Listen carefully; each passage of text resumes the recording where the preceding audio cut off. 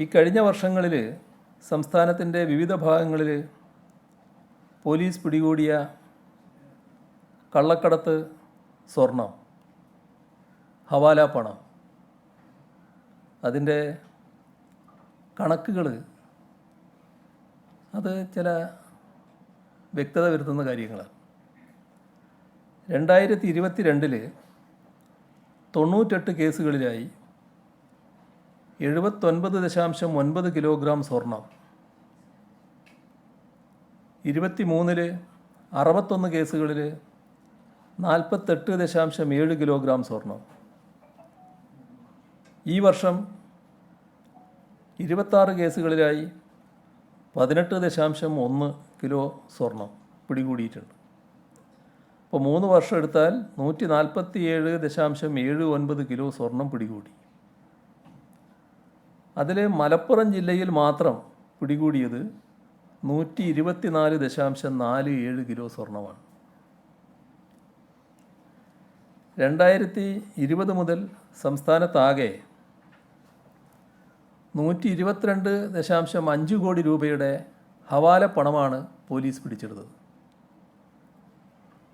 അതിൽ 87.22 കോടി, 87 കോടി 22 ലക്ഷം രൂപ മലപ്പുറത്ത് നിന്നാണ്. കരിപ്പൂർ വിമാനത്താവളം വഴി വലിയ തോതിൽ സ്വർണവും ഹവാലപ്പണവും വരുന്നുവെന്നാണ് ഈ കണക്കുകൾ സൂചിപ്പിക്കുന്നത്. ഇത് കർക്കശമായി തടയുന്നത് സർക്കാരിൻ്റെ ഉത്തരവാദിത്വമാണ്. സ്വർണം, മയക്കുമരുന്ന്, കള്ളപ്പണം എന്നിവ കടത്തുന്നത് നാടിനെതിരായ കുറ്റകൃത്യം തന്നെയാണ്. അതൊരു വിധത്തിലും അനുവദിക്കാനാവില്ല. പരിശോധനകൾ കർശനമാക്കാനും കള്ളക്കടത്തുകാരെ കർക്കശമായി കൈകാര്യം ചെയ്യാനും പോലീസിന് നിർദ്ദേശം നൽകിയിട്ടുണ്ട്. അക്കാര്യത്തിൽ ഒരു വിട്ടുവീഴ്ചയും ഉണ്ടാവില്ല. ഇതുമായി ബന്ധപ്പെട്ട് വേറൊരു ഭാഗമുണ്ട്. നിങ്ങൾ ചോദിക്കാൻ പോകുന്ന അതാണെന്ന് എനിക്കറിയാം. അത് ഞാൻ പറയാം. ധൃതിപ്പെടണ്ട. അതല്ല, ഞാൻ തയ്യാറായിരിക്കുകയല്ലേ. നിങ്ങളതിന് വേവലാതിപ്പെടുന്നു. ഈ വിഷയത്തിൽ ലഭിച്ച ഒരു റിപ്പോർട്ട് എൻ്റെ കയ്യിലുണ്ട്. അതിലെ ചില ഭാഗങ്ങളാണ് ഞാൻ എടുക്കുന്നത്.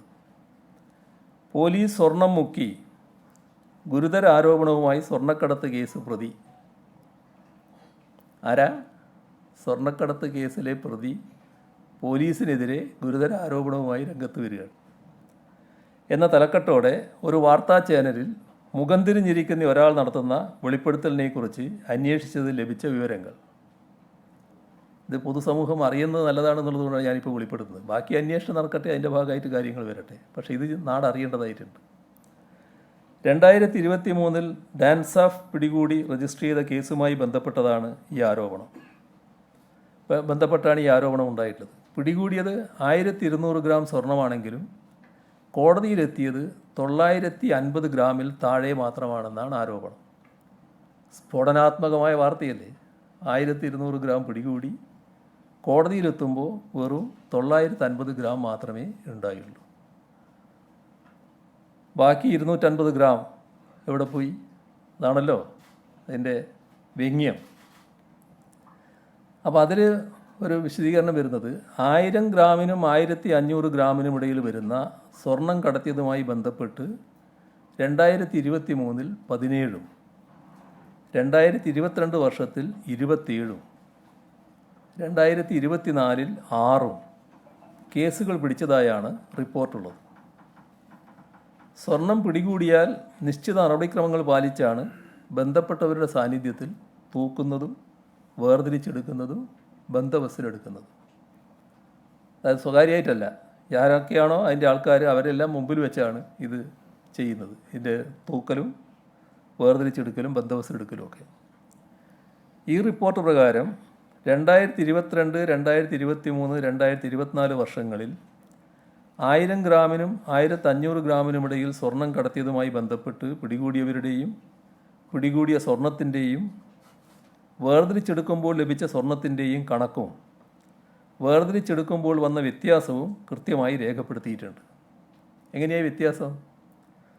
ചില ആളുകൾ സ്വർണം കടത്തുന്നത് ധരിച്ചിരിക്കുന്ന വസ്ത്രത്തിലും അടിവസ്ത്രത്തിലുമൊക്കെയാണ്. അത് നേരെ സ്വർണ്ണാട വെക്കുകയല്ല, അത് വസ്ത്രമടക്കമുള്ള തൂക്കമാണ് പിടിക്കുന്ന അവസരത്തിൽ കാണിക്കുന്ന തൂക്കം. ഇത് വസ്ത്രം വേർതിരിച്ചെടുക്കണമെങ്കിൽ കത്തിച്ച് വേർതിരിക്കണം. വസ്ത്രം കത്തിച്ച് വേർതിരിച്ചെടുക്കുന്ന സ്വർണ്ണത്തിൻ്റെ തൂക്കമാണ് രണ്ടാമത് കാണിക്കുന്നത്. ഈ പാൻറ്റിനോട് ചേർത്തിട്ടാണെങ്കിൽ അതിൻ്റെ തൂക്കമാണ് കാണിക്കുക. അപ്പോൾ പിന്നെ കത്തിച്ചെടുത്തിട്ട് കിട്ടുന്ന സ്വർണ്ണമാണ് യഥാർത്ഥ സ്വർണം, അതിൻ്റെ തൂക്കമാണ് പിന്നെ കാണിക്കുന്നത്. ഇതാണ് രണ്ടളവുകളും തമ്മിൽ വ്യത്യാസം വരുന്നതിന് കാരണം.